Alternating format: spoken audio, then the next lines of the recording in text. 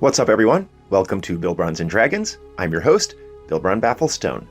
So today we're having another battle report for my Molebron DaoLockStone build that I am playing in a Westmarch server called the Forged Concordance, which I think is fantastic, and I'm having a ton of fun there. So the links for the server will be in the video description below. Feel free to join and we can adventure together. In any case, I am currently 3rd level, and if you've been following this series, you know that I'm coming off a pretty harrowing adventure where my party was almost entirely killed and I basically barely escaped. And then in the intervening time, I also had another adventure that I did make a video about because it was super gory and full of horror and torture and just nasty stuff that was pretty intense. So Bilbron was totally looking for a chill adventure where, it wasn't going to be life or death and just, you know what I mean. So this time when I approached the job board, there was somebody already looking to put a team together. Madrigal, or Mads as they like to be called, a tiefling phantom rogue, and she had a job for what looked to be a simple farm job. She was saying that a farmer literally just needed some laborers to help with some farm stuff. And I was like, that can't be right. Let me look at that. And I go up and look at the note. And I'm like, they don't say anything about undead or pirates or fairies or weird stuff. So, okay, I'm in. Right? Perfect. And Mads was like, I agree, it's probably a little sus. There might be a bigger picture here, but at least it seems, legit. So she put 2 more guys on the team. There was Sepher, who was a human arcane trickster, I believe. And then there was Kahu, who was a Triton draconic sorcerer. Uh-oh, because Tritons are sea creatures. And if you follow the series, you might know how I feel about sea creatures, because they're pretty dastardly, and you'll never tell me different. But this is actually a good thing, because, of course, it would have been problematic from a role-playing perspective if I'm suspicious of all sea creatures. And so, of course, I want to be able to make exceptions for my colleagues, but also in a role-playing way. I'd like to set it up so it's just not this Deus Ex Machina thing that I have to throw in. And so I was able to role play it, and I'm like, oh, Kahu, he's a Triton? Okay. This is pretty sus, but he is in the Forged Concordance, so I just told my familiar to keep an eye on him in case he tried to do anything dastardly. And he didn't. And he turned out to be a pretty cool dude. And so, it's good from a role-playing perspective and from my personal storyline perspective that, okay, I met a Triton, I met a sea creature, he's not that dastardly. Yeah, the jury's still out, but so far we had a good day together and he seems on the level. Because remember, Bilbron's pretty charismatic and he feels like if he chats a dude up and gets to know him a little bit, he's capable of making a good decision as to, whether he can trust him or not. So, Kahu gave him his first good experience. And so now, all right, most sea creatures are dastardly. But I guess it's like a bell curve, and I guess there's outliers who are exceptions. And they're probably in the Forged Concordance. And so, we headed out, and, good role play, headed by all. I, obviously love a good role-playing session. And this one, was a good setup and a good storyline for it. The DM was Nitto, by the way, who high marks, man. I've loved all my DMs here so far, the Forged Concordance. And he was super organized. The way he ran it is when it was your turn, this crazy icon appeared underneath your character. And then when your turn was over, you pushed a button that literally sent the icon to the next guy. It was way organized. And the guy was really in command of the rules. So yeah, good stuff. So we headed out, no problems. We met Heather, who was their client.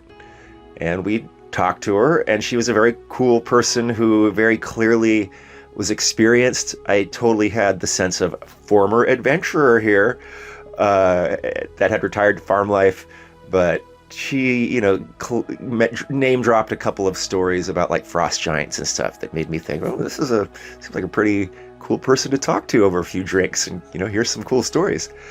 And she said, yeah, no, this is really not some kind of misdirect. I really seriously am having a labor shortage and there's a lot of work right now, and I just decided to hire the Forged Concordance because you guys are only a couple hours away, and she appreciated the fact that she was pretty safe, since what kind of bandit's gonna attack an area 2 hours from the Forged Concordance? I mean, suicidal ones.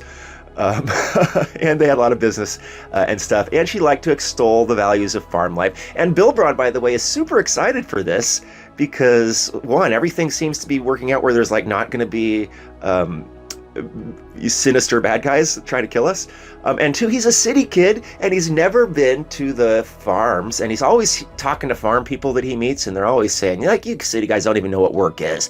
It's like, yeah, right, let's just see what this work day at the farm really is all about. Plus, he just bought a riding horse, and so he's like, oh, this is great, I should get out into the farm and into nature, and that way I can make friends with my horse.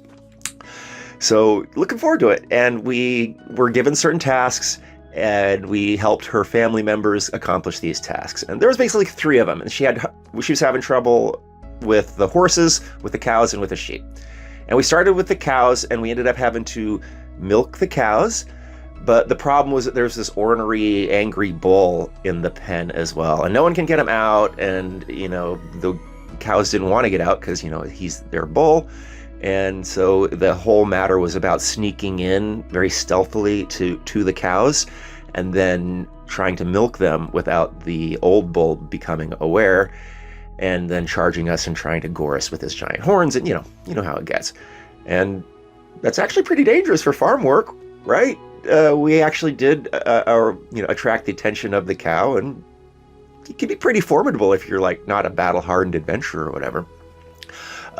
So we completed that task and moved on to the horses. And this task was way difficult for us. This is the one we had the most trouble with. We had to break these horses, which involved making an animal handling check to calm them down enough to even get on it. And then once we got on it, it started bucking, and we had to hang on for 3 rounds with acrobatics checks. And there was actually a couple of different choices. It could have been acrobatics or athletics or something else. So we all had options based on what our skill set was. I actually didn't have too many relevant skills, so I was kind of relying on my dex score pretty much. And this was a cool role-playing moment for me because I started out bad with a 6 on my animal handling roll, and I spooked the horse, and I'm like, well, that didn't work. And then I walked up to again, I tried again, I rolled a 1, and it just wasn't working. And then at one point, Sepher had figured out, okay, I'm going to make a minor illusion of an apple. And that worked. It calmed the horse and distracted the horse, and it gave him advantage on the animal handling roll. And I was like, oh, I can do that too. So Bilbron made an apple of, or out of a minor illusion, and calmed the horse. And then for some reason after that, my rolls became epic. I literally rattled off 5 or 6 consecutive rolls of 19 plus. And then I got 3 or 4 or 5 more rolls of 13 to 17, but all of which were successes. And so I pacified my horse, and then I went over and I helped Sepher pacify his horse, and then I went over and I pacified another horse all by myself. And the whole time I'm all oh my god, I'm the horse whisperer. I had no idea. I've got this magic touch. Horses love me. And I'm telling everybody, look, all you gotta do is look him in the eye, but it's gotta be the left eye. And then you call him bro, and then you gotta stroke the neck. Total BS. I don't know. I was just doing random stuff, but it was working. The dice were in my favor. So Bilbron thinks he's this magical horse whisperer now. And I'm sure that's going to come into play at some point going forward. I have a riding horse now. No reason not to be mounted for some of these outdoors adventures, right? I'll take a free 60-foot move speed, 120 feet with that bonus action, or with that bonus dash that I get by offloading my action economy to the horse, yada, yada, yada. If anyone's playing the Forged Concordance, you might want to listen to that part again. And then we moved on to our final task, which was trying to shear some sheep. We weren't doing the shearing ourselves. The relative of Heather was actually doing it. Our task was to try and push the sheep out of the pen, because they only wanted the black sheep, but all of these white sheep were in the way, and they're milling around and bleeding and stupid, and it's just they're constantly underfoot. And so we did it. And it was a well-coordinated effort. I used a misty step to get into place. And there was one hilarious moment, I thought, where things were getting a little congested up in the corner, and the black sheep was like in the corner surrounded by all of these white sheep. And so I thought, oh, I'm going to just circumvent all of this with a crazy move. And so I pointed out to the DM, hey, my familiar, Fargar, who was currently using the pseudo-dragon stat block, although still in his Dao form, but had the pseudo-dragon stat block, had a 60-foot fly speed, and was tiny and has a strength of 6.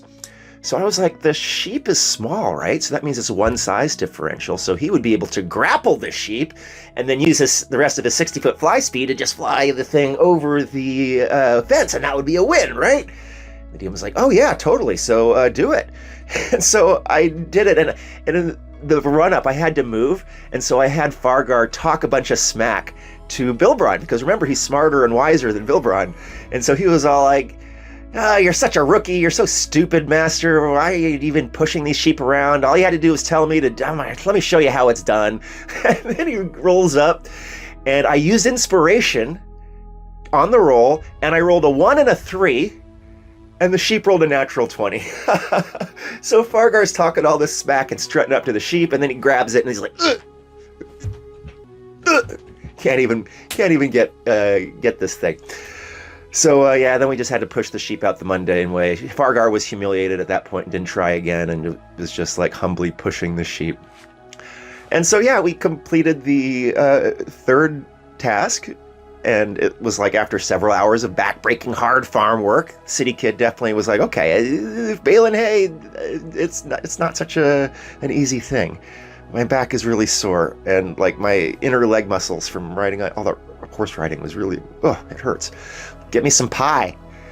And so we headed back to Heather to report that we'd completed all that stuff. But I felt like I wanted to pull her leg a little bit because she had assured us that there was like no funny business. So when we rolled up, I was like, oh my God, woman, you said there was only going to be farm work, but it turns out that giant eagles came up when we were trying to deal with the cows, and they flew away with the cows, so we had to go follow them. And it turned out they were moon druids, and they were conducting this nasty ritual, and we had to disrupt it, and I almost died, and you said it was just fire. And then she was all like stony-faced. She's like, oh, really? The druids made their move so soon? I wasn't expecting that. Thank you so much for taking care of that. I wasn't expecting that until winter. And I was like, girl, I was kidding, but like, are you kidding with me? I don't think she was kidding. But yeah, mission success, good times. It was fun puzzles and crisp game and good role-playing. So thanks to DM Ditto for that cool experience where I didn't have to make life or death decisions or worry about whether my party was going to get TPK'd, and and contributing to my character's storyline and growth. And I hope y'all had a good time too. And I'm enjoying this server. So thanks so much for watching. This has been Bilbrons and Dragons. I'm your host, Bilbron DaoLockStone. See you next time.